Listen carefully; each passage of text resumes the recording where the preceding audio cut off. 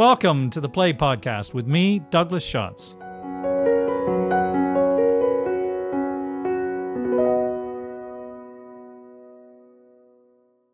Hello, and welcome to episode 101 of the Play Podcast, where we explore the greatest new and classic plays. I'm Douglas Schatz, founder and host of the Play Podcast. Before we raise the curtain, just a quick reminder of our competition to mark our 100th episode, where you can win a prize of £100 worth of theatre tokens. For your chance to win, all you need to do is identify what the most popular episode of the 100 we have released to date has been. You can find a complete list of episodes on our website at theplaypodcast.com. Simply email us at plays@theplaypodcast.com with the name of the episode that you think has been listened to more times than any other. The competition will close at midnight on the 30th of September 2025. Good luck. The curtain rises on two esteemed theatre critics and a less esteemed interviewer sitting at a table in a podcast studio in central London. The trio have come together to debate an impossible question because they have been charged with nominating the 101 greatest theatrical plays of all time. In fact, one of the critics has already been audacious enough to publish a book with his list of the best, a selection which has provoked this coming together. This is not actually the premise for a play, however, because the esteemed critics are in fact with me live here in the studio today, having been gracious enough to accept my invitation to debate the question of what are the 101 greatest plays. If you hadn't guessed by now, one of the critics sitting beside me is none other than Michael Billington, the doyen of theatre critics in this country, who has been reviewing plays for The Guardian for more than 50 years, and is the author of the book that inspired this meeting, The 101 Greatest Plays from Antiquity to the Present. With us at the table is the renowned arts journalist Mark Lawson, who himself has reviewed theatre for many years for The Guardian and The Tablet, among others, and who, despite all of his other accomplishments as a journalist, I think I can say with the utmost respect that he is definitely a theatre nerd. Welcome to the Play Podcast, gentlemen. Thanks so much for joining me. Thank you. Thank you. Michael said in his introduction to his book that his selection was a provocation, a prelude to a debate in which everyone is free to join. Well, we are provoked. As I began to prepare for this discussion, I realized what a foolhardy initiative this was, because I began to understand how limited the span of my own knowledge is. I can come nowhere near Michael's vast knowledge, based on his estimating that he had seen some 10,000 plays in his lifetime, or Mark's lifetime of exceptional cultural review.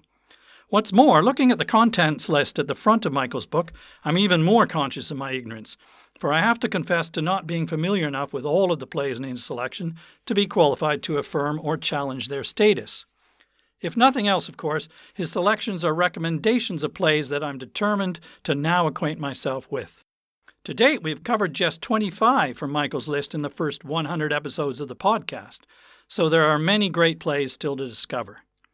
Speaking of the list, if you do not already own Michael's wonderful book, and it should be a standard reference on the shelf of every theatre lover, you can find a list of the 101 plays included in it on our website. One of the other things that occurred to me before we embark on this debate is that we come to the history of world drama with inevitable personal prejudices, which perhaps we should acknowledge at the start. So, gentlemen, are there any prejudices which we should declare that you think may inform our views or choices? Michael, did you have some when you put this together? I think all critics have prejudices. What you have to do is acknowledge your prejudices, even if they are being assailed. And very basically, I suppose my prejudice has always been for plays on public issues, plays with epic qualities, and plays of extraordinary linguistic precision. I mean, that sounds quite a demanding list. Also, I've always had an animus against certain things in the theatre. Devised plays, group-written plays, puppetry, and mime. I once wrote an article in The Guardian declaring these prejudices, which was a fatal thing to do, because I was then deluged with invitations to puppet shows, to mime conferences in East Anglia, etc. And I have overcome some of my... They were trying to convert you, were they? They were trying to convert me, and they did to some extent. I now do go to mime shows with great pleasure. But I think as a critic, you've got to own up to your prejudices in the first place. What about you, Mark? Yes, I think Michael's right about that. There are other things he's very wrong about, which we're going to discuss later on. But so on that one about, yes, I too favour plays about big public themes. And so Michael and I, one of the things we agree on is the centrality of Ibsen. Where we differ, and we've had many discussions about this, is I argue that it must sometimes be possible to admire and praise a play where one personally disagrees with its stance or findings. That's one thing. The other thing I think is crucial, I think that a great playwright must have a distinctive dialogue tone of some kind. It doesn't have to become an adjective, although it helps if it can, like Stoppadian or Pintoresque or Beckettian. We know what we mean by those things. Let's back up to prejudices. I'm going to confess in thinking from my own perspective. Firstly, it's, I guess, English language primarily, and where we were educated and grew up. I grew up in Canada, but was educated very much in English literature, and I live in the UK. So I feel like we have a kind of UK-centric view. I had the reverse, because although I was educated in England, it was at an American school, and I did mainly American literature at university in England. So actually, one of my prejudices is I have to fight not to favour American writers over British ones. We'll come to some of that. I'm sure we will. So, yes, some of the qualities of the plays that you think you're predisposed to like. I agree with you, Michael. Linguistic precision is one of mine. I think in terms of public themes, I'm not sure that I'm more drawn to the private passions, family. They can represent bigger issues, of course, but it's something about the intensity of those. We'll come on to this later, I'm sure, but to me, one of the definitions of a great play is the interlinking of the private passions and the public events. And in all great plays, I think those two things coincide. I mean, Hamlet is obviously a play about massive public events, the interruption to dynastic rule. At the same time, it's a man going through an existential crisis. And that seems to be something that should happen in all great plays. You mentioned Ibsen, Mark. I mean, all Ibsen's plays have this collision between private dilemmas and public obligations. So can I just ask you, therefore, what your criteria were when you actually came to making the selection in this book? What other things did you have in mind as a statement of criteria? Well, you make it sound much more orthodox than it was, the creation of this book. I mean, very briefly, I suggested to my editor at Faber that I do a book on 100 great plays. Antonia Fraser, Harold Pinter's widow, a friend of mine, said, no, Michael, it's got to be the greatest plays. Not great plays, the greatest, because then it becomes a provocation and a challenge. So that's what it became. Then I sat down to make a list. And to be truthful, I think my list was dominated by my memories of specific productions of specific plays. In other words, I didn't simply sit down and read through a library list of plays. I recalled all the great evenings I'd had in the theatre and then began to analyse why those were great evenings. That was one criterion. The other one was an attempt to avoid too much of the obvious. I mean, just very briefly, the first play I cite in the book is a play by Aeschylus. Now, you'd expect the Oresteia, which everyone says, oh, that's the beginning of Western drama. But no, I chose a different play. I chose The Persians, a much lesser-known play. But I happened to have just seen an amazing production of that play, staged by National Theatre of Wales in the Brecon Beacons in a disused army camp. And that image stayed with me. So I was all the time relating my experience of plays in the theatre to my emotional reactions to them. I suppose that is the honest answer to your question. That's a great answer, because I think actually one can easily forget that plays are about performance, and that's where they're brought to life. And just glancing through the book again, which I haven't done for a while before this podcast, I mean, I was struck by almost every single play I mention, I give reference to specific productions, and half the book is a kind of potted theatre history in effect. Yeah. So I'm not just dealing with plays as academic exercises or library creations. I'm dealing with my recollection of plays in the theatre. That was my basic criterion. Crucial point you made, Doug, there. And it seems an obvious thing to say that plays are written to be performed, but I occasionally teach students and talk about drama criticism. And, in the exercise where you get them to write something, very many of them review the play as if it were a novel. And even if you take them to see it. And I always say theatre has so many moving parts. It's interesting, actually, I was going to mention that one of the prejudices perhaps of our selection, and certainly mine, is that we're not talking about musicals here today, just by the way. But also the podcast, for example, is intended to be about the play, not individual productions, albeit when we do cover a play, it's often because there's a production on at the time. But I think what's interesting is that, and you will both have experienced this with your long careers in this world, that you can see the same play multiple times through a life. And that also gives you different perspective as to what the play is about and what richness it contains or what potential sort of reinterpretation. Because you said, I think, in the preface to your book, Michael, that one of the criteria was that the play should be open to multiple reinterpretations, Yes. both an expression of its time and open to multiple reinterpretations. So let's elaborate a little bit on those two criteria. Well, I mean, the classic example of a play open to endless interpretation is Hamlet. I mean, why is that one of the greatest plays ever? Because Hamlet is redefined according to history, geography, the context in which it's being played. And I've seen Hamlet played in oppressive, totalitarian societies where it becomes a kind of gesture of revolt against the society. You see it played in London or Stratford, and it usually becomes about the personality of the actor and what Mr. X or Y, or nowadays Miss X or Miss Y, is bringing to the part. I mean, that's a good example. I've seen, I think, 4 female Hamlets, and so not only the play, but the part itself is open to endless revision and reinterpretation. And I'll just make a quick point about the later plays of Samuel Beckett. One reason why I don't do much on Beckett in my book is that I think most of his later plays are not capable of reinterpretation. There is a way to do them. There's a play of his called Footfalls, for example, in which a woman simply paces up and down the stage, metronomically almost, and Beckett specifies her footfalls. There was a production in the West End where Fiona Shaw, who played the lead, was sent cavorting all over the Garrick Theatre, was seen in the balcony and the dress circle, and the Beckett estate promptly tried to stop the production. And everyone said, oh, this is outrageous, they're interfering with artistic license. Not at all.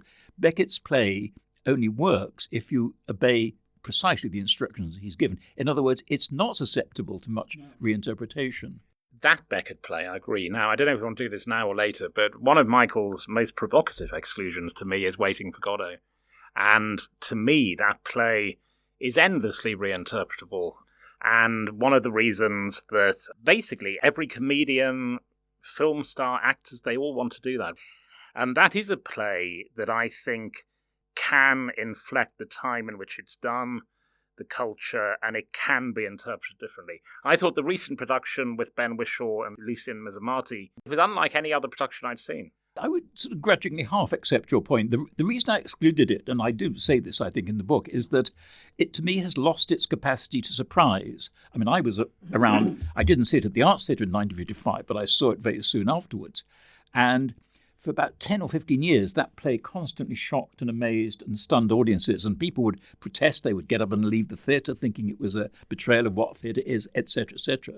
Now it's become a rather almost cosily acceptable commercial play. And I thought the best example of that was when Ian McKellen and Patrick Stewart played it in the West End. And they played as if they were Flanagan and Allen, an old musical couple. And indeed, at the end, at the curtain call, if you remember, did do an old Flanagan and Allen number. But isn't that there, though, Michael? I mean, Beckett was writing about music hall comedians at some level. But he wasn't writing a soft, gentle, sentimental piece about a cosy duo. I would agree up to a point. I mean, I've seen that play done, for instance, by black actors, and then it becomes a comment on apartheid in South Africa when you do it that way. I saw a very fine production in Galway by Druid Theatre when the tragic element of the play came out and the comedy was suppressed almost. So it sounds like there is possible reinterpretation there. The point I was making was I said the second half of Beckett's career, there comes a point, I think, around Happy Days when the plays become images rather than plays. But that doesn't apply to Waiting for Godot. You see, what I would say, and that's why I was shocked that Waiting for Godot was not in the original selection, you rig the case against it by saying it doesn't shock anymore. Well, it doesn't shock you because you know what's going to happen, because you've seen it so often. I have at various times taken younger people to that play, and they are astonished by Waiting for Godot, particularly if they see it with a modish comedian of the time in it. By making the criterion shock, if you changed it to has it retained its ability to engage or to surprise, then I think the answer is yes. Well, I would say when it first appeared, it broke the rules of drama. It broke the rules of what we assume a play to be. I think now that reversion of the rules, if you like, or rewriting the rules has been broadly accepted, and we're no longer surprised now. I think that's true. The degree of shock must be less than originally. I mean, we have dived into the weeds very fast. We're going to be here for 101 days at this rate. I think Godot should be in there as well. I do believe that the existential landscape in which that play is set, whether metaphysically or literally, still remains powerful. You know, it's the image of a devastation of any war-torn land, for example, and the mystery of their predicament still remains, and the pathos is still extraordinarily moving. All of that. Can I just come back there to a point I made originally? One of my aims in the book, and maybe it's a perverse one, was to sometimes redirect attention away from the obvious classic plays. So, as I said, I didn't do the Oresteia. When it came to Euripides, I did not do Medea, which would be the most obvious one, or the Bacchae. I did a little-known play by Euripides called Helen, because I think it's an absolute masterpiece. So you were being deliberately provocative, because I was going to go at you about Medea, but let's park that for a minute and come back again to generally. I wanted to ask you about the part of the criteria you mentioned where you say an expression of its time. Yeah. So you say that's important, that it be an expression of its time. And has an afterlife as well. Okay, so how does that endure, and when does it become dated? What are you looking for in that expression of time that's going to survive and be relevant to us in another time? Okay, the American critic John Lahr once said, and I think quite wisely, all plays are dated. In other words, every play ever written is a product of a specific moment in history. The test of a good play is whether it transcends that moment. You can use the word dated about almost everything, you know, whether it's Shakespeare, Chekhov, Ibsen, whatever. All the masterpieces have some dated quality, but all the great plays have some other quality, which we understand and appreciate. I mean, just briefly, I remember something Peter Brook, the great director, once said about Shakespeare. He said his plays are like planets. He said what they do is they revolve around the cosmos, and some come into focus at certain moments in history, and some move out of focus. And I think that's a very profound observation. If you think of Shakespeare, for example, Measure for Measure is a play that was ignored, really, and not performed very much for centuries. In the last 100 years, it's been constantly performed because we understand exactly what Shakespeare was writing about, which is corruption in high places. So some plays have immediate relevance and some lose their relevance, I would say. Okay, Mark, you've had your pen up for some time. This is spooky, Michael, because I was just about to give a measure example. You see, I think this question of plays being of their time, but also that the great plays are timeless, I think. I think they're timeless, but also they can suddenly engage, in your Peter Brook example, with the orbit of politics or culture. I was fascinated when I was told that Measure for Measure had suddenly become the most popular play in Russia. And the reason for that mystified me, and then I read it, and I thought, wowzers, this is a play about a leader who goes away and then comes back, which is precisely what Putin had done. So I think people make those connections. I mean, King Lear was very popular, I think, during Stalinism because it was about a leader going bonkers and cruel, indeed. So I love those connections that are made. The thing of being of the time, though, I think I slightly disagree on that. Let's take two Stoppard examples. So there's a Tom Stoppard play, the only one really of the major ones that is never, ever revived, which is Night and Day. And the reason for that is that it came out of a very particular moment and argument to do with the unions in Fleet Street. It turns on a telex machine, which nobody knows what one of those is now, and that's why it's never done. On the other hand, Arcadia is one of his most revived and most loved plays, and that's because that is timeless, really. You could imagine doing that in 100 years' time, and in which plays last, and the late Peter Nichols used to complain about this, that if you wrote plays about the present day, they didn't get revived. And if you wrote historical plays, it was more likely. And just practically that is true because they don't date in the same way. So I wonder whether actually the world that we see on the stage, that's a very specific time and place, and you can imagine some of these sets from traditional drawing room drama, that is long gone. That world we no longer recognize, and somehow that play stays rooted in that. It doesn't necessarily transcend it. It was talking to people of that world, right, as opposed to a more democratic audience that we have today. And the other thing I was going to say, thinking about Shakespeare and what he might have taught us in this way, might be it doesn't matter what time it's set, because in a way you could release it from that. I mean, I think now, do we not see more and more stagings with nothing on the stage much? And if I think about clues from Shakespeare's longevity and how it was staged originally, with, I guess, a relatively empty stage. Doug, you say an almost empty stage. Another of my prejudices. If I walk into another theatre and there's a line of 8 orange bucket chairs with microphones in front of them. I am walking out. Okay. Can I pick up your point there about the way we do Shakespeare? I mean, obviously the trend at the moment is to find a period close to our own, from Edwardian England, or Victorian England, whatever, or up to the present day, in which to do Shakespeare. Yeah. The radical thing would be to do Shakespeare in Elizabethan costume, which, very occasionally they do at Shakespeare's Globe. But what I'm saying is we're always finding ways to present Shakespeare's plays in a way that is visually recognizable. That's my point. One of the things that makes a great play endure, leaving aside then its reference to time and specific setting, must be, in the case of Shakespeare, that we're talking about universal human behaviors. So that it's all about the interaction between these human beings and what drives them, those very basic impulses that are on display and the conflict that creates, surely. I would agree wholeheartedly with that, actually. That's why Shakespeare's plays are almost all revived constantly, because they nearly all deal with something that we recognise. And it's odd how plays that once looked almost unrevivable, Timon of Athens is a good example, has suddenly acquired a new popularity because you can relate it to a society in which a mad spendthrift gives away his money to a group of hangers-on and then faces the consequences, and that leads him to misanthropy. Titus Andronicus, a play which was really not done for about 300 years until Peter Brook did a famous revival of it, is now constantly revived because it deals with the nature of violence and the effect of violence on human beings. And I find, Mark is going to faint when I say this, I find Titus Andronicus more moving as a play than King Lear. I'll just give you one example quickly. There's a moment when Titus sees his daughter Lavinia, who's been raped and mutilated, coming onto the stage. And his brother, Titus' brother Marcus, says, "Titus, this was your daughter. This was your daughter." And what does Titus say? "Why, Marcus, so she is." I find those very simple words unbearably moving, that your child, whatever's happened to that child, is still yours. I wouldn't disagree, Michael, but you see, again, you're slightly rigging the adjectives. You see, my relationship to King Lear is not to do with how moving it is. That's not why I like it, or think it's a great play because it's moving. There are other issues which I'll come to. However, on the question of what makes a play endure, you both said, it's, in the end, if a play is about sex or power or money, and it's a great play, it will be revived because those are things that endure. There are many, many political plays, including Waste by Harley Granville Barker, which you've included, which is a great political play. But Shakespeare wrote all of them. He wrote all of them then.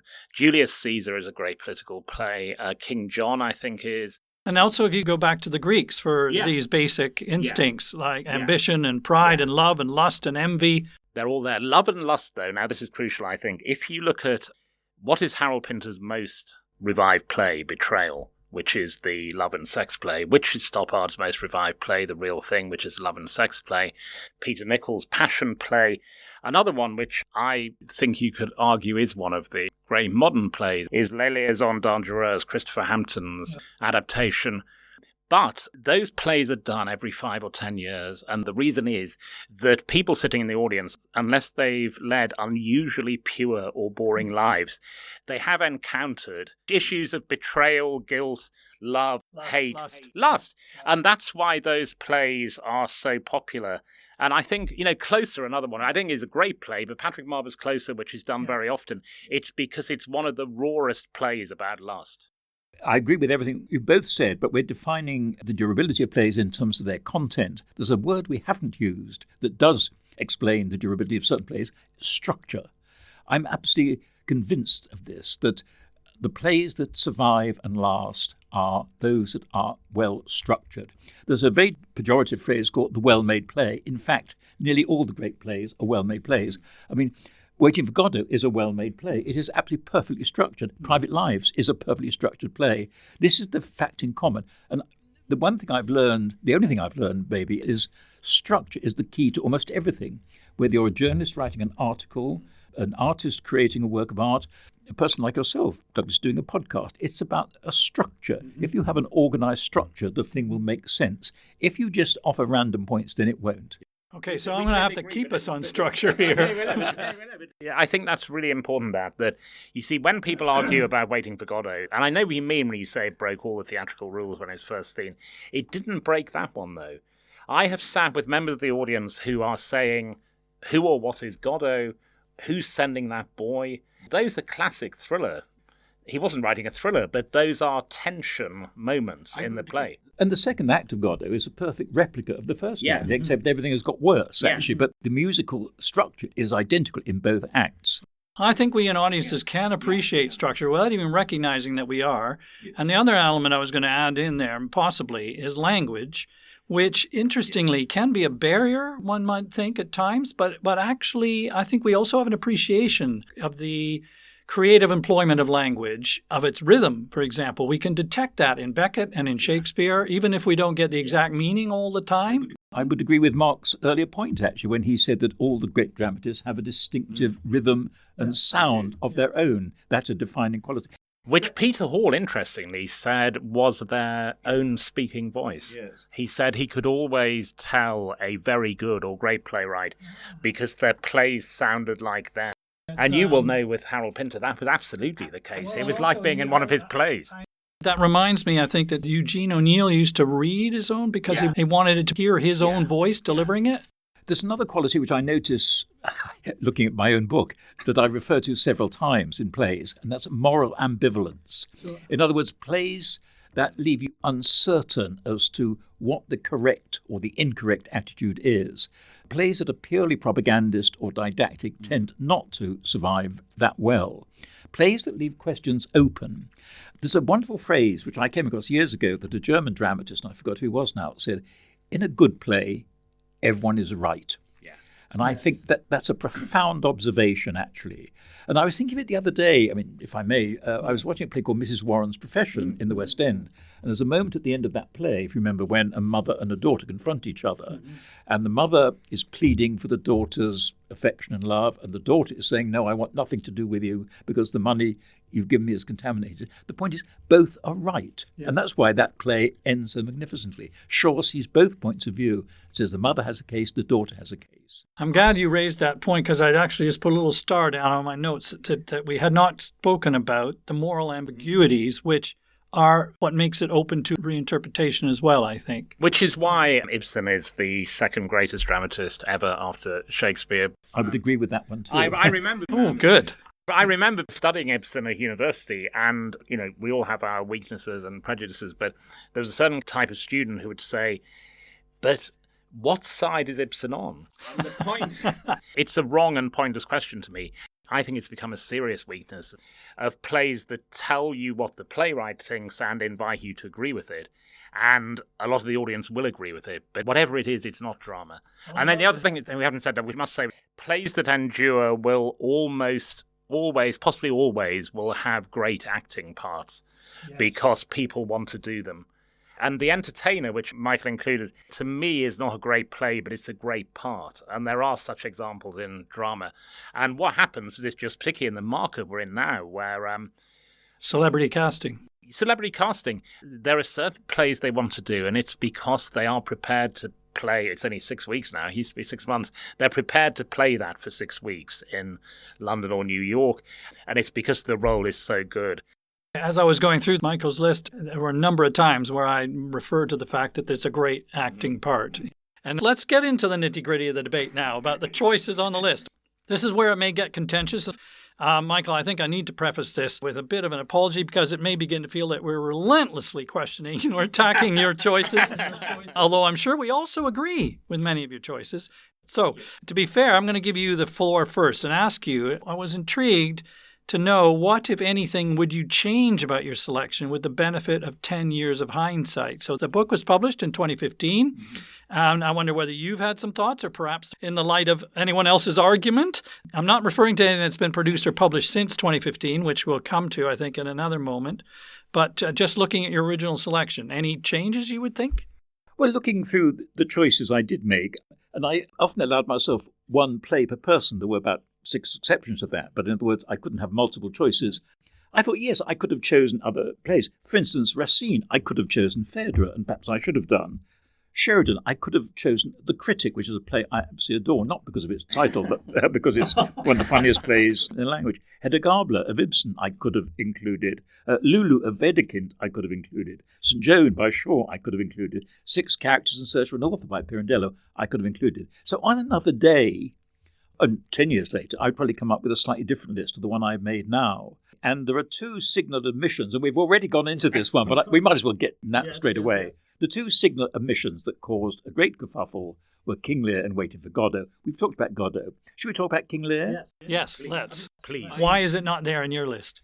Because it's a magnificent play, but it's a flawed play, and the flaws, I think, lie in the structure, particularly in the Gloucester subplot, which is often duplicating what we've seen in the main plot. There's a big flaw in the Gloucester subplot, which is son Edgar is in disguise as poor Tom. Mm-hmm. And at many points in the action, he could reveal his identity and save his father a lot of suffering. He chooses not to do so, and it seems gratuitously cruel not to do so. Can I just add something else, though? I was looking up the other day a book I'm sure you must have read, Shakespeare in Tragedy by A.C. Bradley, one of the standard works on my shelf. On your shelf. Have a look at that. And Bradley, in his essay on King Lear, comes up with about 6 structural defects that he says stop it being quite the masterpiece we would all want it to be. I then looked up a review by Kenneth Tynan of a production, I think in the 1950s, and he called it a flawed pyramid of a play. And he said if only another dramatist like Ben Jonson could have come along and tidied up the Gloucester subplot, which he said Tynan, found difficult. So I'm not alone in this. It's only lately that I think it's become heresy, it seems, to question King Lear. And it's because we live in this post-Beckettian world where it seems to be the epitome of human suffering and degradation. Well, it may be, but it's also, as a play, I think, a flawed structure. For the defense? For the defense, I think it's the greatest play ever written in English. I'm now going to say something which I've thought about, and I did give you both notes of, but I've been thinking about it a lot recently. So my wife died 8 weeks ago today, actually, and you know that way because we carry all this literature around in our head. The first lines that came into my head after it happened that I was going to talk to my children, and it just leapt into my head, was the worst is not if we can say this is the worst. And so I thought, that's really interesting that King Lear has come to my head at this point. And Michael made the point there that there are numerous, just because of the state of the world, the number of times I think of the last lines, the weight of this sad time we must obey, speak what we feel, not what we ought to say. The oldest hath borne most, we that are young shall never see so much nor live so long. I think of that every cenotaph ceremony, every time you see mass burials of the dead in a war. Now, after what happened this summer, the only 2 works of literature that I found substantial use were King Lear and the 4 Quartets by T.S. Eliot.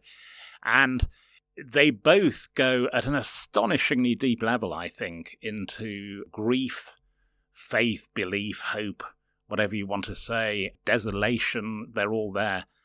Where Michael and I agree is that I think great plays have public and private meanings. And I think King Lear clearly has. I've written about politics for 40 years or so.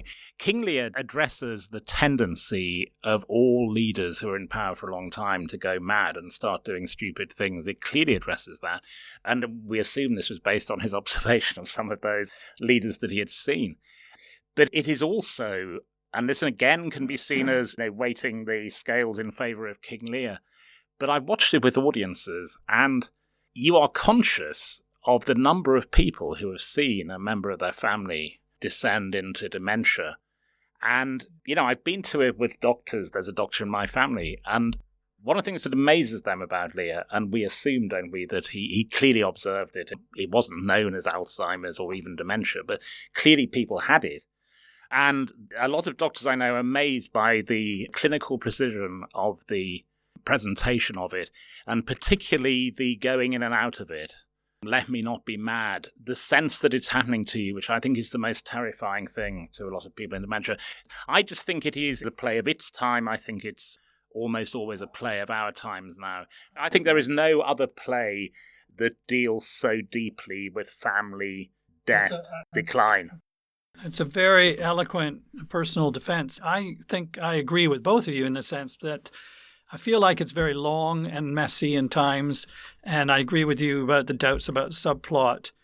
But I think somehow all of that's overwhelmed by the power of the existential setting, which speaks to us, as you said, the Beckettian world, which makes it universal in that sense. It's difficult to answer Mark's point because it's such a personal and moving testament. I feel churlish in... No, you mustn't feel that at all. You can say whatever you think. But have you not felt in audiences the number of people who have a personal experience of what is happening to the central character? Well, yes. I mean, I can identify and understand many aspects as I get older.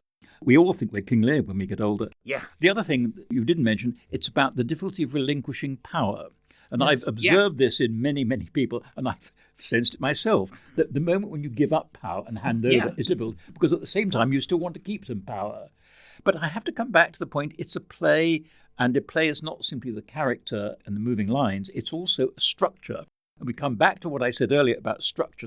But let me just say, I think Bradley says, why does one brother write a letter to another brother if they're under the same roof, Why do they all converge on Gloucester's castle? There's no logical reason. I'll just add one tiny anecdote. After my book appeared, I was doing a talk about it at the National Theatre, and an actor called Michael Pennington, a very good actor, came up to me after and said, "Can I have a word, Michael?" He said, "About King Lear." I said, "Of course you can." He said, "I've been in King Lear many times. I've actually now played King Lear," he said, "twice in different productions. And I just want to say one thing." I said, "Yes." He said, "I totally agree with you about the structure. It is flawed." Okay, I think we have to leave it there because I've got so many pages of other plays here that I think we want to talk about. Mark, I was going to ask you, in trying to sort of focus on how we go about looking at this list, one of the things that occurred to me when I looked at it was to consider the choices that Michael has made by prominent playwrights and whether there were alternative titles like we've just been discussing by the same playwright that we would have preferred. So were there any of those that stood out for you? There were many, but in a good way. When I read the book 10 years ago, I thought it was an amazingly fair-minded book because I would see the name of the play and I would think, no, you don't want that one. You don't want Dancing at Lunacy. You want Faith Healer. And then Michael would say in the opening paragraph, I was so close to Faith Healer. So all my first choices are his second, pretty much, I think, in all cases. Faith Healer is one where, again, actors want to do it because of those astonishing monologues that it's constructed from. Every time I see that play, I see more and more depth in it. And also, which is, one of my obsessions, and, we've alluded to this earlier, the way in which the context changes a play. It's probably fair to say, it's not too controversial, provocative to say that politicians perhaps lie more than they used to. And when you watch Faith Healer now, Brian Friel was on to Faith News a long, long time ago. Yes. But also, Friel was raised a Catholic, became an atheist. But one of the things I think makes Friel a great playwright is that he keeps the options open in an astonishing way in Faith Healer. So it's a plot spoiler. One of the astonishing things about Faith Healer is that a fake healer appears to achieve a real miracle. And I think that's one of the things that makes a great play, and Ibsen would have loved. Can I just say on Faith Healer, I love Faith Healer. It's a smaller play, I suppose, in some way. Can I say that I too agree? I think I should have put Faith Healer in. Okay, great. We all love Faith Healer. I mean, going back to the precision of language, it's just astonishing, that play and the rhythms of it and how they reveal the inconsistencies of their memories and their versions of the stories. One that must have been difficult, Michael, I think. Copenhagen. And you can say that it's because I'm frivolous, but I would have gone for Noises Off, because I think that is one of the greatest comedies ever written and is revived at an astonishing level. But also, the more you watch it, which I hadn't really understood, I first saw it when I was, I think, 20, but as I've seen it more and more as it goes on, Frayne has also written philosophy. There is an existential aspect to that when it's done really well and you see the desperation of those people to try to carry on as if nothing is going wrong and to do their jobs, that is a reflection of our lives. The world is chaos. Yeah. I wouldn't deny any of that, but it was a question of balance, I think, as much as anything else, because I think there are two great contemporary farces, Black Comedy by Peter Shaffer. Oh, no, you see, I would have taken that one straight out, and I think you should withdraw it. Oh, absolutely not. Absolutely not. It is infallibly funny. I mean, technically very difficult to stage because it requires actors to mime, as it were, being in darkness when the stage is fully lit, and it requires the utmost precision and skill. Awkward length, so it's almost never done, is it? Can I go back to the Michael Frayn, Copenhagen Noises Off? I also had Noises Off on the list, and I think maybe I have a predisposition, I should have admitted at the beginning, towards serious drama. But this is a comedy that is also serious, I think, in the ways that Mark has suggested. It's a work of theatrical genius in terms of its structure. No, I love Noises Off, obviously. And Copenhagen, interesting, I also very much admire and like. It is a very intellectually challenging play as well. It is, but it expands one's own horizons. And that's, I suppose, another thing I'm looking for in the theatre, something that actually makes me explore ideas which I'm not that familiar with. It made me look at the moral dilemmas of nuclear fission. So I think it was a mind-expanding play. That's why I liked it. The Peter Schaffer play that will always be done is Amadeus, though, isn't it? Stonking great part. People will always be fascinated by whether Mozart was really like that, which is questionable, but also its theme of creative genius and imposter syndrome. Peter Schaffer plays will always be done for the reason you gave earlier, because he always supplies two great acting parts. Not one, but two. In moral opposition. Yes, audiences love what they see as an acting challenge when there's two parts of equal weight. It's always two males, obviously, in a Schaffer play. But I agree, that's part of the reason for his longevity. I'm going to focus a couple of playwrights in here where Michael's made choices, and I wonder what we think about what the alternatives could have been. I'm going to start with Ibsen, who, Mark, I know is one of your big favorites. Michael's selection is Brand, A Doll's House, and The Wild Duck. So not Hedda Gabler or Ghosts or any others. What do you make of that, Mark? I wouldn't have Brand because I think the verse plays were not his greatest achievement. I think it's the moral dramas that are the great ones there. I have a great likeness because I think it reflects certainly the times I've lived through. John Gabriel Borkman, we have seen so many of those figures who have committed some horrendous fraud and then they're sent into exile and they're trying to come back. Again, that's an extraordinary political metaphor he wrote there. We recognise those people around us. So I think probably that. Ghosts is an astonishing play, isn't it? I would just say with Ibsen, it's not like choosing which plays of Shakespeare. I mean, on a different day, one could, make different choices. I would defend all three of my Ibsen choices. Brand, I think, is an extraordinary play because it is about a man of such fanatical conviction. He is prepared to sacrifice everything, his family, his children, to an overwhelming, crusading, messianic belief. I find that a riveting play, much better than Peer Gynt. A Doll's House, well, Bernard Shaw said famously, a doll's house will be forgotten when A Midsummer Night's Dream is still being performed, but it will have done more work in the world. And I love that as a criterion for a play. The work it would have done in the world. I mean, in fact, Doll's House is still performed because it's beautifully structured, but it's still a relevant play. Whenever it's revived, critics always say the same thing. My God, they say, nothing has changed in the 100 years since that play was written. The Wild Duck, I'd just like to defend the choice of that because I think it's one of the great tragicomic plays of all time, and that's another of my criteria. The ability to create drama that is emotionally, if you like, bewildering. I talk about moral ambivalence. I like emotional ambivalence. Plays that leave you in an uncertain state as to whether you cry or laugh. Twelfth Night is the supreme example of that. Chekhov's plays are all about that, actually. Uncle Vanya, are you meant to laugh or cry when Uncle Vanya tries to shoot the professor? And I think The Wild Duck has all those qualities. It's a comedy, but it's also one with a tragic conclusion. So I think all this is true as well. It feels like with Ibsen, it's a shame we have to limit the choice. Yeah. And I was going to say possibly even more the case with Chekhov. I feel like you'd pick any or all of his last four great plays. So I'm interested in the choice of Vanya and the Cherry Orchard and not The Seagull or Three Sisters. Well, Vanya, because again, it's got such memories for me. I'm older than either of you, and I was lucky enough to have seen a famous production of Uncle Vanya at Chichester in 1963, I think it was, directed by Laurence Olivier, with a cast to dream of. Laurence Olivier, Michael Redgrave, Joan Plowright. Every part was played by a stellar actor, and it was one of the most perfect evenings I've ever had in any theatre, so that had to go in. But I've seen Uncle Vanya in other productions, and I always find, again, something incredibly moving. You suddenly see what happens when passions are not fulfilled, when Vanya, who's a middle-aged man, he's never achieved what he wanted to be, and he cries at one point, "Oh, I could have been a Dostoevsky." It's one of the most heart-rending cries, I think, in all of drama. So Vanya always goes in. I suppose The Cherry Orchard, because, it seems to me sublime in its multiplicity of moods, and again open to endless interpretations. Okay. The Seagull, I think, of the four, that would be the one I would exclude. So you said in your book it has residual touches of melodrama and too overt symbolism. Of the Seagull. Of the Seagull. Yeah. I have a soft spot for the Seagull. I've been accused of being a romantic, but I'll admit to it. I think that melodrama, you may think about it in terms of Nina's fate, but it's heartbreaking and cruel what happens to her, actually.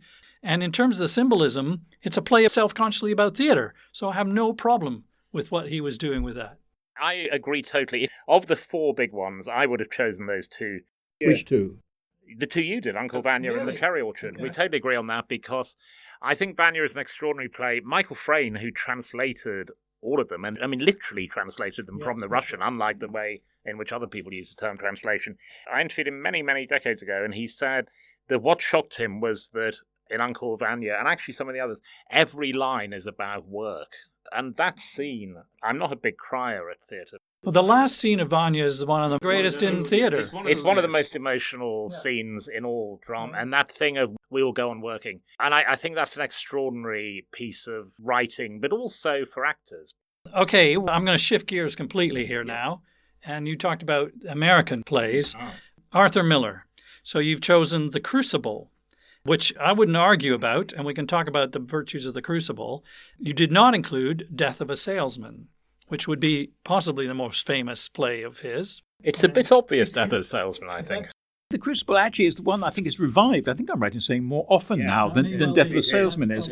I mean, just on American drama, and I want to preempt Mark before he has a go at me. I mean, looking at the book, I can see there's lots of big omissions from American drama. Tony Kushner is one. David Mamet. Why is Gary Glenn Ross not in? I was going to say that. Okay. Tony Kushner, David Mamet, Sam Shepard, another American dramatist, Neil Simon, whom on another day I would have put in the book if I had 115 plays, that is. The Odd Couple, I think, is one of the great post-war plays. You talk about structure. Simon's structure, like Aigborn, which it has to be in a comedy, is quite astonishing. I couldn't be more drawn. So let's talk about The Crucible and Death of a Salesman. Yes. Why not Death of a Salesman? Why not Death of a Salesman? I think The Crucible, it's the language of The Crucible. Okay. It always sticks with me, that language. He recreates this sort of rural antiquity, as it were. You know, that much red work at night and things like this. You know, the language of the play is so specific historically. I think that's one of the reasons why I chose it. But also the thing we're talking about, which is plays that can reflect different ages when they're revived. Mm. The Crucible is one of the greatest 20th century plays, probably one of the greatest plays ever, because you can play that in almost any culture, including our current one, and people recognize what he's writing about. Miller took it from a pretty specific instance, which was the search for communists in Hollywood, which he was swept up in. But he found there a metaphor which can apply in almost any society.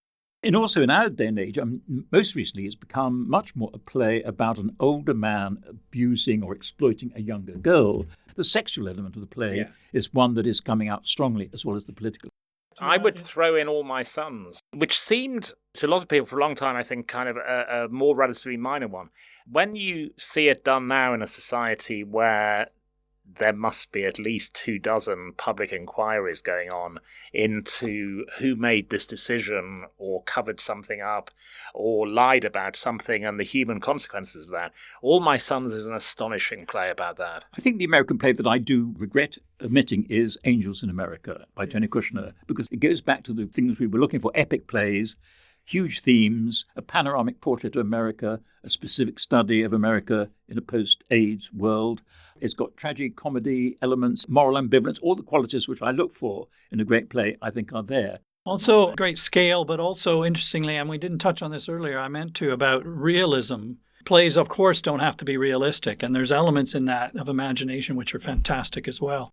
David Mamet's Glenn Ross, that was the one I most regretted. So yes, before we come to Mamet, Death of a Salesman, I wonder whether the family dynamics now feel somewhat dated and whether the whole thing does actually feel dated, although Willy Loman's anguish, his predicament, his failure does remain emblematic, I think, at the cost of personal ambition of our capitalist society, which hasn't changed much.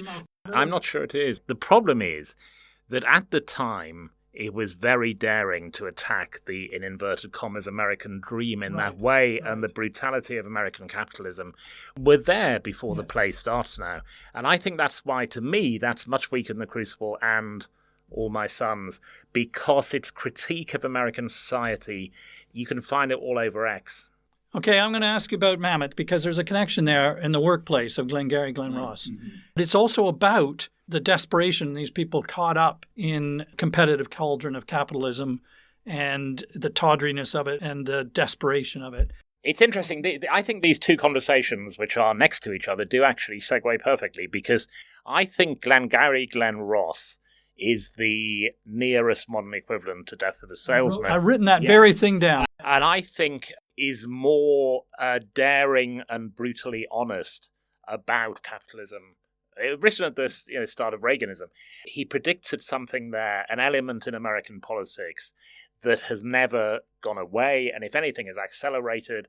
And again, not everything has to be about Trump, but it's quite hard to watch that now without seeing the origins of that particularly aggressive Republican capitalism.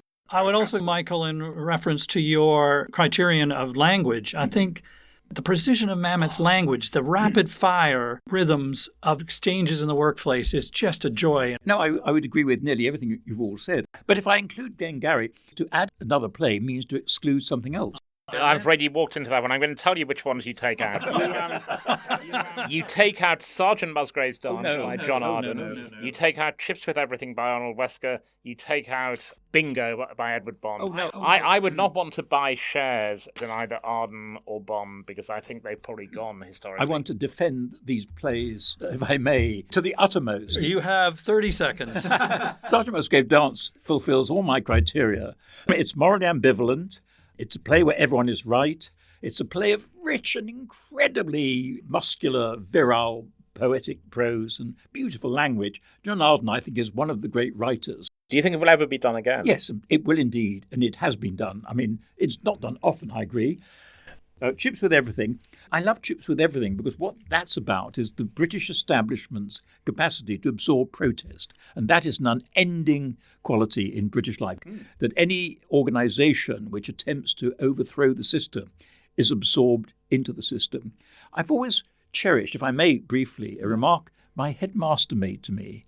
I was regarded as a bit of a nuisance and a rebel when I was in the sixth form at school. And I remember he said to me, "Billington, we're going to make you a prefect. You've always been against the system. Now we're going to make you part of the system." And those words have haunted me all my life. But you see, I think Racing Demon by David Hare is a better play about that, which you have also included. I have included, indeed. But no, Bingo, I must have an Edward Bond play. Why, though?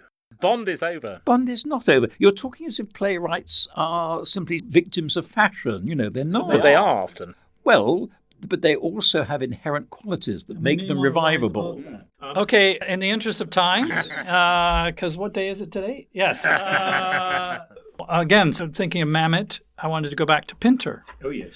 There's a connection there, is there not? There is. So you chose The Homecoming, which is a cracking play, crackling with Pinter hallmarks, as I think you suggested, menace and humor and mystery and sex.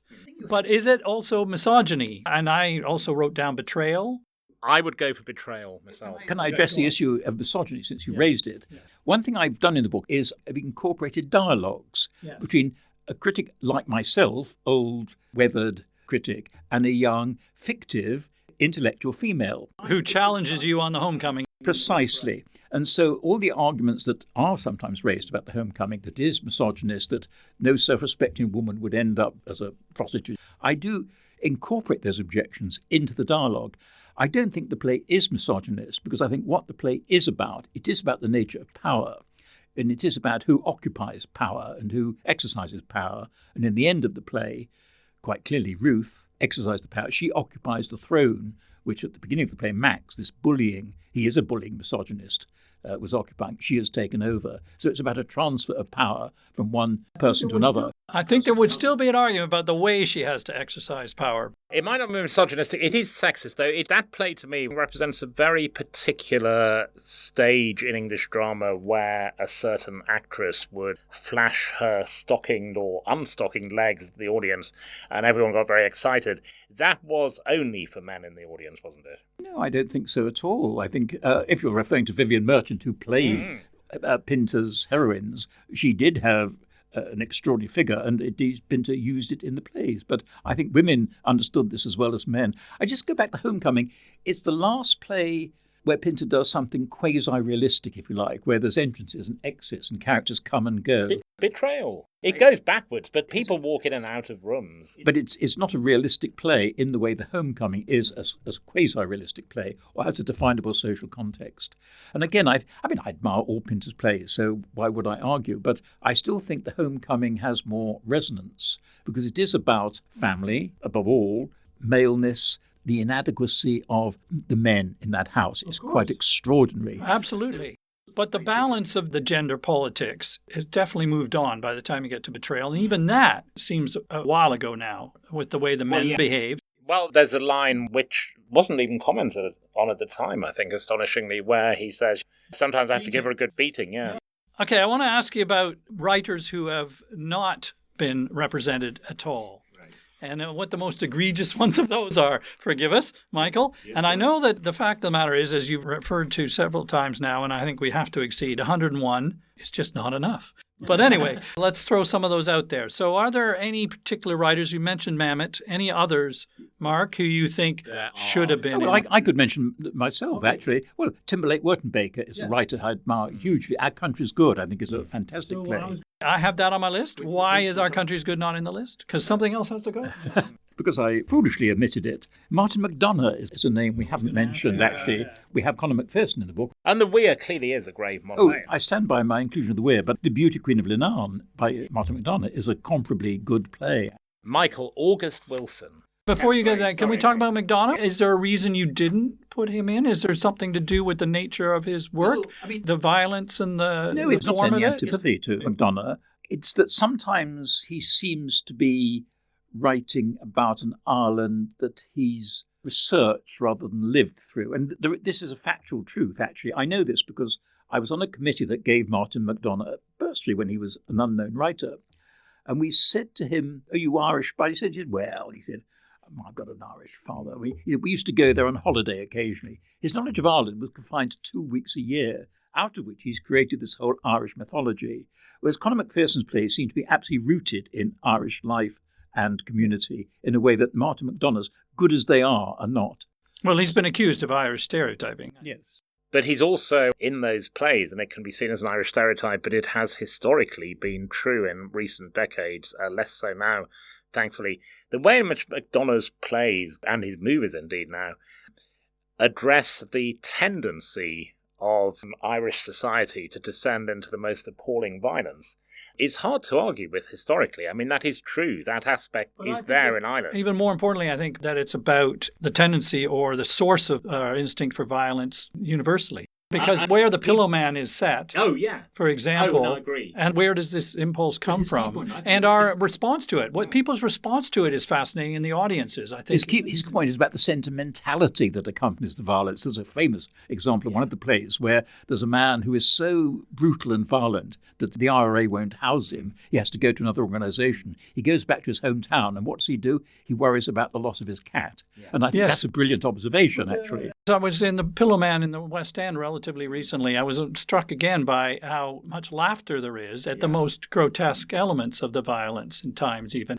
and how popular the show is, given its content. But also that often in McDonagh, which is one of his tropes, but is very, very pointed and powerful, I think, is that people can't remember why they hate each other or what it was that someone actually said to someone who started all this. And while we're on violence, I wondered about what you think of Sarah Kane. Well, she's another name. People have said to me, where is Sarah Kane? I'm in the peculiar position, and I was one of the critics who reviewed Blasted when it first came out and dismissed it foolishly, not realising there was a moral purpose behind the violence. Did you? Yes. And what do you think now? I think we all got it wrong. This is a play which starts in a Leeds hotel room with the couple and then segues into the Civil War. I was on a panel and we were talking about Sarah Kane and all the audience asked questions about her, and I did my usual self-flagellating answer about, I totally misunderstood Sarah Kane. James MacDonald, who directed the play, was on the panel, and he said to me, Michael, for God's sake, stop beating yourself up about Blasted. I directed the play and I got it wrong. And I thought that was a very interesting admission. What he meant was, in the original production of Blasted, it was two halves. The first half was a domestic quarrel, if you like, or domestic encounter. The second half was this farrago of violence. The point is, you should know about the Civil War the moment the play starts. It should always be there in the background. James didn't do it the first time round. So, the critics got that play wrong. The brutality of the personal relationship is also pretty shocking, too. But you should realise there was a great German production and there was aerial bombardment going on before the play had even started. That's the point of the play. The Civil War is always there in the background. But, I would say of Sarah Kane briefly, I think she was always working towards becoming a great playwright. I don't think there's a single play of hers I would call great in itself. I think it's the Sylvia Plath question, which is how you separate the tragedy of their death and the brevity of their life from the work. And I think it's very, very hard to do. Particularly at Psychosis, for example, 448. Well, absolutely. And I think I would have made the same decision because you're looking at astonishing promise, which for horrible reasons, which we would all deeply lament, could not be fulfilled. I had another one. Dario Fo, Accidental Death of an Anarchist. That's a great play. Is it one of the 101 greatest plays? In terms of its relevance to societies in which it is staged, and again, it's to do with the ruin to which our culture appears to be headed. But when you see, people being thrown out of office buildings, and you see whether someone is really what they say they are, the astonishing levels of corruption and cover-up, it's very depressing how resonant those plays have become now.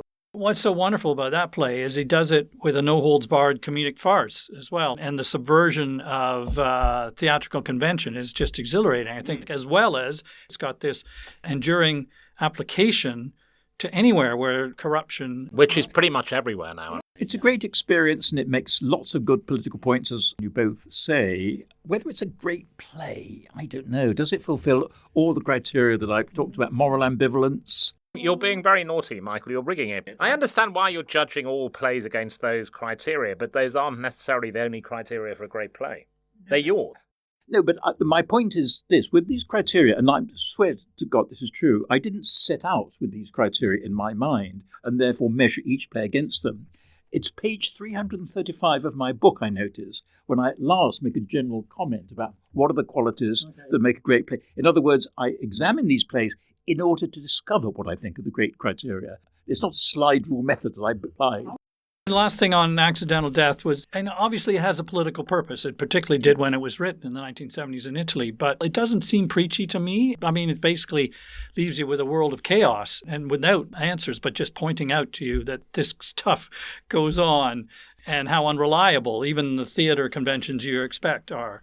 Okay, with time running on, because I was going to say we could play this game forever. And I love this game. Thank you very much, gentlemen. But I also don't want to overstay our welcome with our listeners. So I'm going to ask you one last question, which is since the publication of Michael's book in 2015, are there any 21st century plays that you think could now be included and may endure?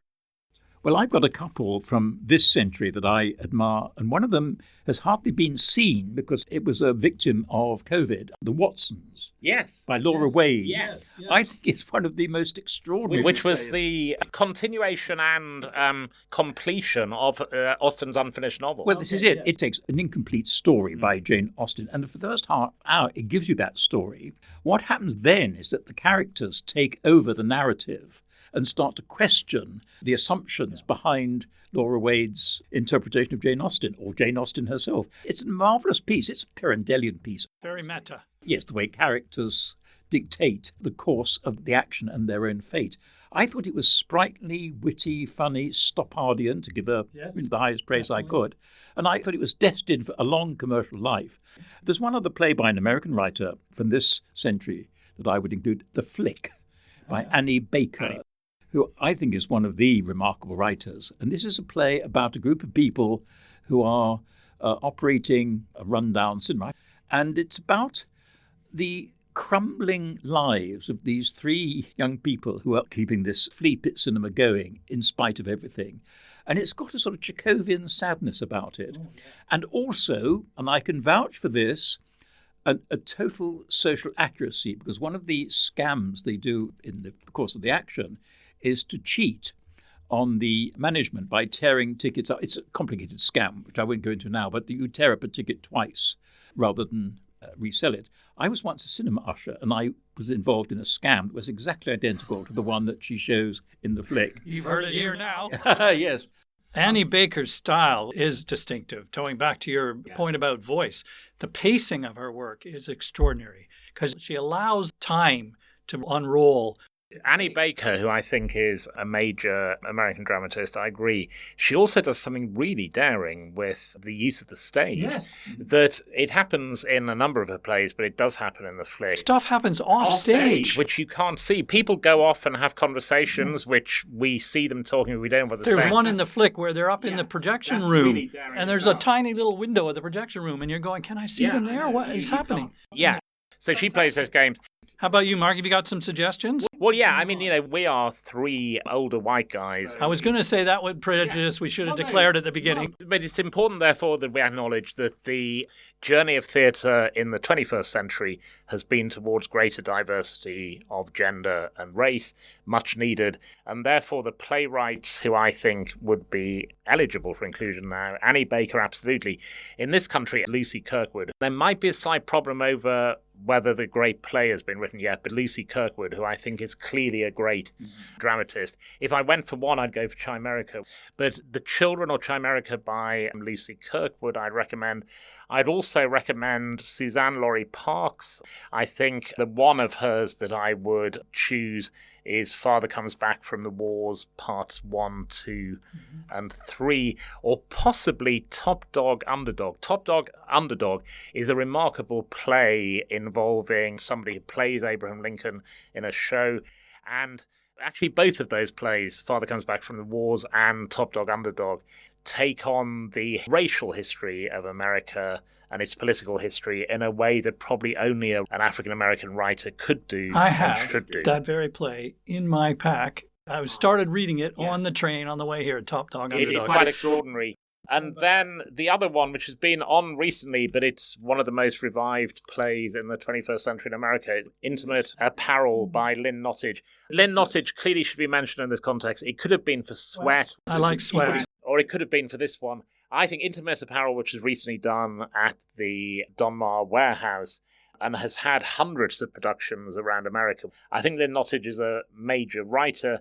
I think Intimate Apparel has an extraordinary metaphorical structure which is to do with clothes, because the central character is a seamstress, and each scene is based around a particular piece of clothing. But also, the thing we haven't mentioned is a play is more likely to last if it has a compelling narrative.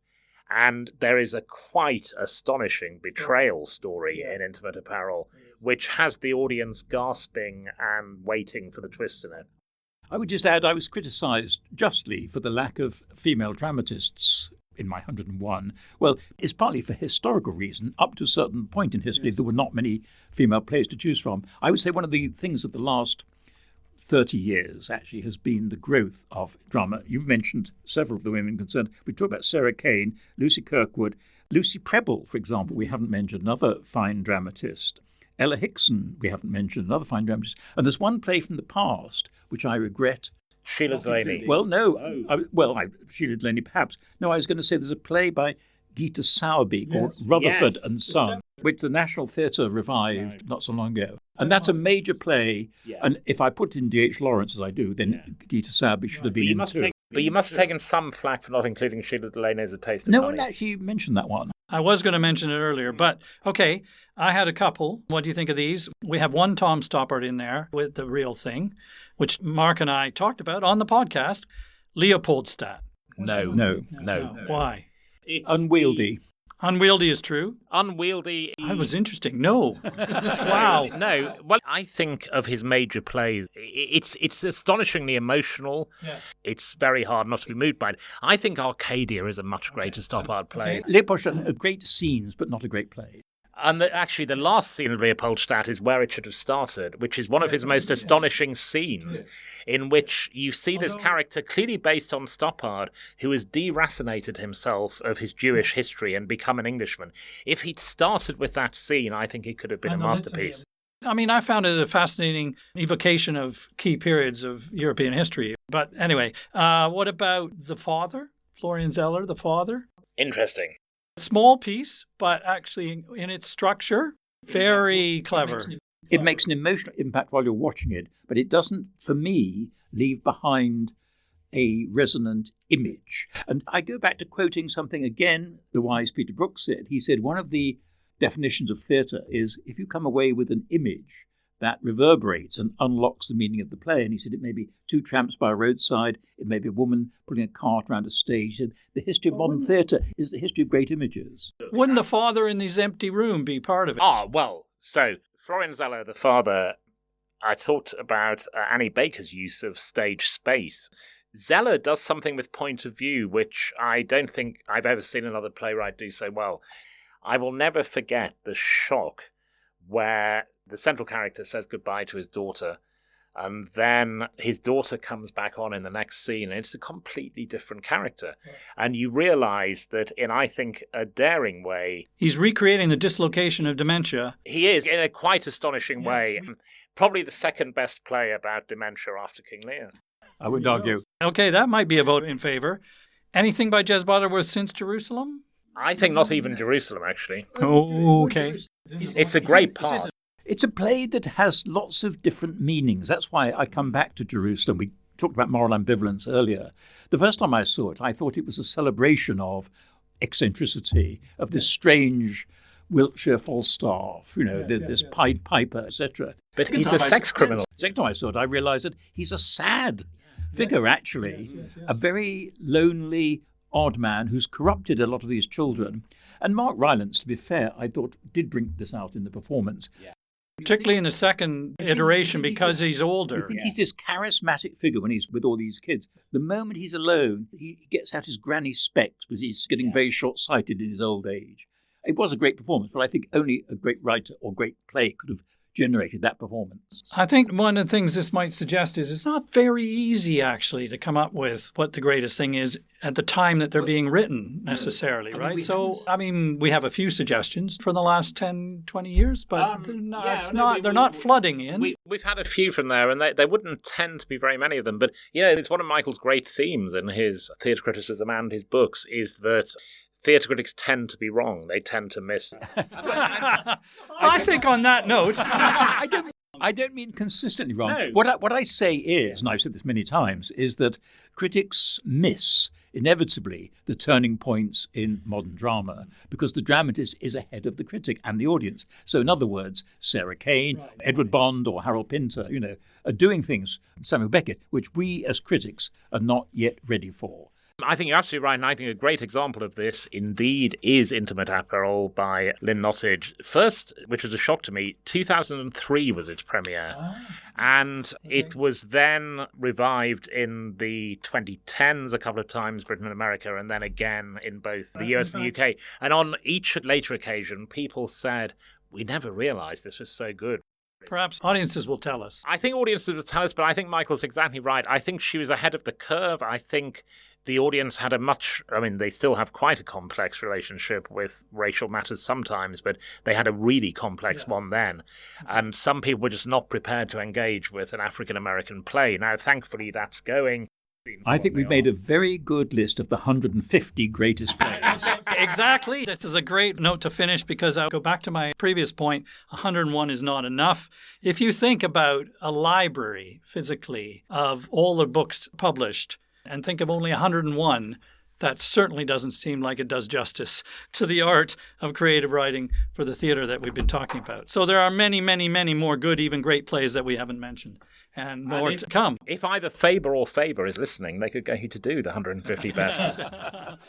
Okay, having just spent all this time talking about a great many great plays, it may feel superfluous to ask you both to choose another play to recommend to our listeners. But I'm going to stick to the tradition of the podcast and ask you each to nominate another play that you love, perhaps something that you've seen recently or one that we have overlooked in our discussion today. So you got one more chance for one more play. Well, I mentioned mine. It was Rutherford and Son, which I think is a terrific 20th century play. 1912, a play about the hollowness of the patriarchy. It's about a blustering father figure who runs a declining firm, and his daughter-in-law saves him from bankruptcy and ruin. I think it's a terrific play and a great feminist play as well as all that. Great. Mark? And I'm going to mention a play that I saw very recently in Edinburgh at the Traverse, and the great fear of theatre critics, I think, is that you might see something really good and not realise because you're so jaded and old.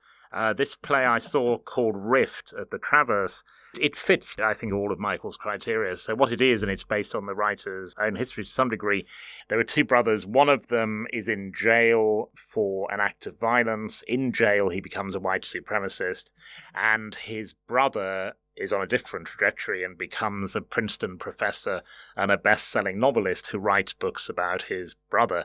And it's done at different stages over about 22 years. And we talked right through this about the importance of plays addressing the big issues of the time. It's that huge question, which is, can you and should you try to engage with and understand someone whose views you find abhorrent?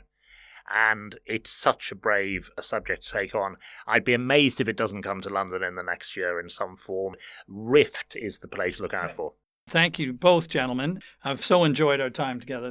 I hope that as per Michael's original intention, we've provoked you with our take on the greatest plays. If so, we'd love to hear from you, even if it's just in outrage at any of our selections or views, though you're also welcome to agree with us.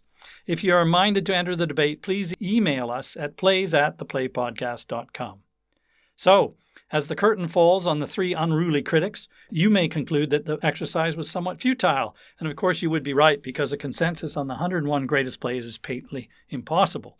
But to quote Michael's eloquent defense of his launching the debate in the first place, I can only say that this discussion is intended as a celebration of the art of the dramatist. Thanks for listening. See you next time.